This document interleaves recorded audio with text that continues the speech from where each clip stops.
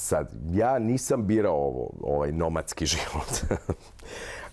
Ponekad mislim da bi volio da nikada nije ni započeo i volio bi da nisam, dao bih sve da sam ostao u Sarajevu i da je sve ostalo kao što je isto.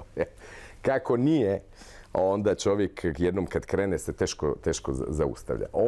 Mi smo s jedne strane imamo puno romantizacije nomadskog života jer ono doista dovodi do novih iskustava, učenja jezika, upoznavanja ljudi i zapravo vaša mreža ljudi je na neki način moja se prostire prilično široko. S druge strane, to donosi stalan rad, svakodnevni rad. To nije samo rad prevođenja koji po sebi je već kompliciran, nego je rad ne samo prevođenja jezika, nego prevođenja koncepta i ideja. Ne znači isto jedna rečenica izgovorena u Sloveniji ili u Americi. Dakle, vi ste u stalnom tom procesu zapravo predstavljanja sebe. S druge strane, to donosi često samoću, jer vaše socijalne veze, kao što sam rekao, najveći broj mojih prijatelja ne živi tamo gdje ja živim.